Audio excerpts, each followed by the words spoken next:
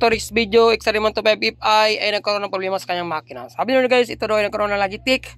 Nung pinacheck niya ito sa unang mekaniko, ang hatol daw ay connecting rod. Ngayon, pakinggan natin ang tunog ng kanyang makina guys. Una natin ang kanyang susi. Kaya pandarin natin, let's go.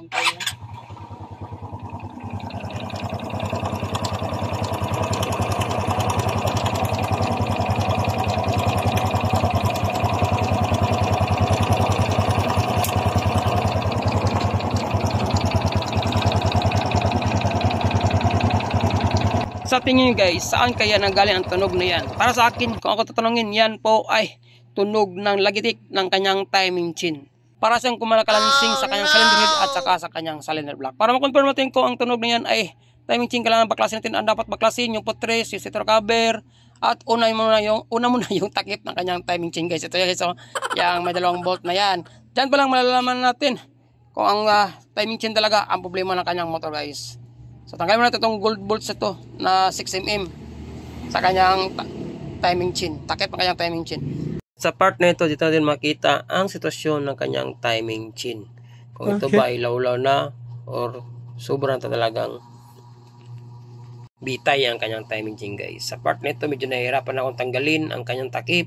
Kasi nga, ang unang gumawa ng mekaniko nito ay nilagyan ng maraming gasket oil. So puno ng gasket oil ito guys, kasi nga is nanigurado ang unang mekaniko na maiwasan niya itong magkaroon ng leak o tagas.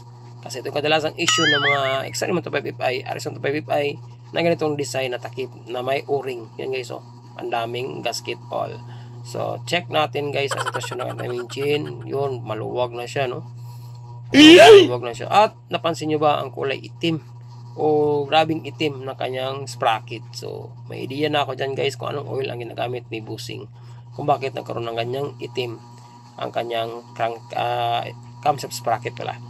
So try mo natin itong ikot-ikutin guys gamit ang T-wrench na 12mm. So sa part na ito makita natin ang kanyang timing chain. Kapag inikot natin ng counterclockwise, lumalawlaw o bumibitay ang kanyang timing chain. So check na natin.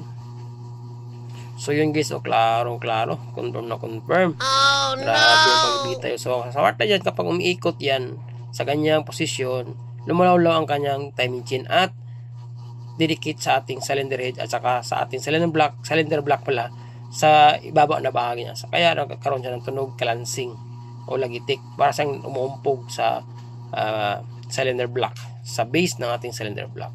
So, confirm na guys, ang problema ng kanyang motor ay timing chain. Para masimulan natin itong baklasin is, unahin natin tanggalin ang mga bolt, lahat na makita natin sa kanyang stator cover.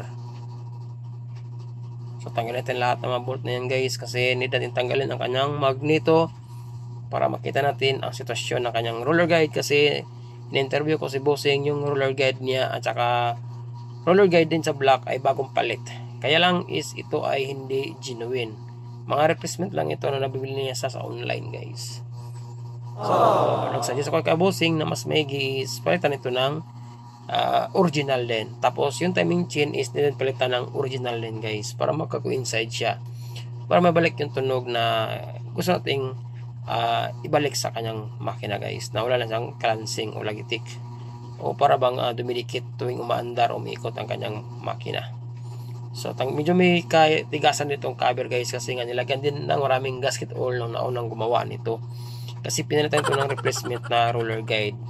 Pero maingay pa rin kasi nga is yung timing chain na talaga ang may tama. So yun guys, kita nyo ba yan, no? Meron sa mga gasket oil o history na nabaklas na ito.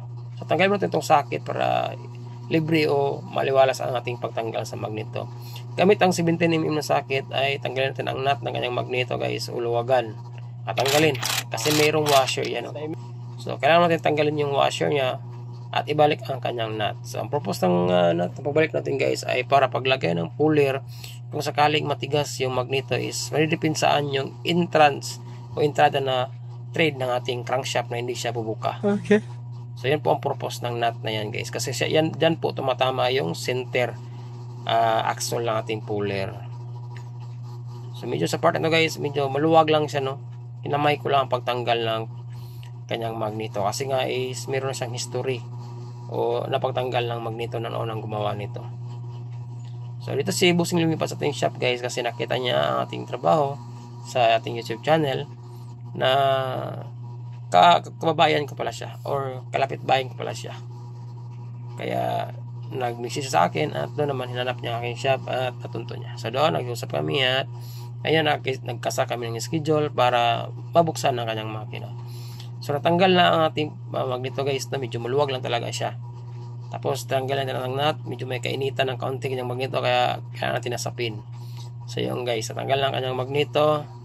Siyempre next, tanggal natin ang kanyang starter gear na maliit, yung nakakonect sa kanyang starter motor mismo. Meron niyang bushing sa harap, baka mahulog, tandaan niyo lang siya. Next naman ang kanyang malaking starter gear mismo na pagdadala sa kanyang magneto pag-ikot. So ito na guys, klaro na malapit ang dumikit ang kanyang timing chain sa ibabang bahagi din ng timing chain. Para tandaan na yan na may problema na talaga o lawlaw na ang ating timing chain. At sana obserbahan ko guys, yung kanyang toser, yung rubber na nakasapin ay nahati na siya o na sira na, yun o. Na tinawala yung kalahating rubber niya na nakapatong sa ating chain roller guide o chain cam roller guide. So itong part na ito guys, kita nyo ba yan? Lumalawlaw na talaga ang kanyang timing chain at malapit na siyang dumikit sa kabilang timing chain. So, indikasyon na yan na sira na ang ating timing chain talaga. So, tanggalin natin ang 12mm na 8nm na bolt na yan guys, gamit ang 12mm na socket. Kasi yan po ay replacement din na nabili ni Bossing sa online. So, bibili na si Bossing ng genuine roller guys. Yung chain cam roller. So next naman, ang luwagan natin is yung bolt ng ating camshaft sprocket. Sa pagtanggal naman ito guys, no need ng i-timing. So doon natin i-timing yung timing mark kapag ikakabit natin siya pagbalik. So ibalik na natin siya. Doon natin itatap yung kanyang piston at saka i-close natin yung cams. Kahit hindi ito naka-timing guys, pwede itong tanggalin. Pero depende rin sa inyo kung yung nag-DIY o babuhan pa lang o nag-aspire na plano mag-class, so kailangan nakatap siya para may idea kayo kung saan tumama yung tamang timing. So yan po ibig sabihin ko guys, dalawang timing chain, no? Yan part, mas malala yun sa part na yun, no? Mas dumidikit siya kapag umiikot pa siya.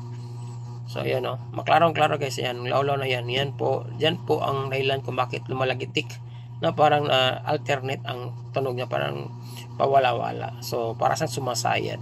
So yan po ang dahilan kung walang iba kundi ang kanyang timing chain.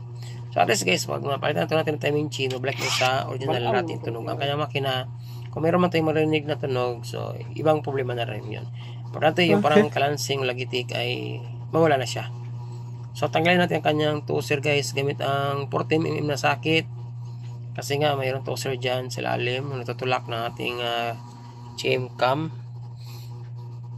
roller guide. So yun, tanggal ang kanyang spring. Ito din ay replacement na spring guys, medyo may katigasan ng kaunti kumpara sa original na spring. So yan guys, sabi kong napudpud na rubber na yan. So nawala yung kalahati. Ibig sabihin, lokal din po yan. Kasama din yan po sa in-order ni Bossing sa online. So medyo masyado siyang malambot kaya nahiwa siya sa ating chain cam roller guide.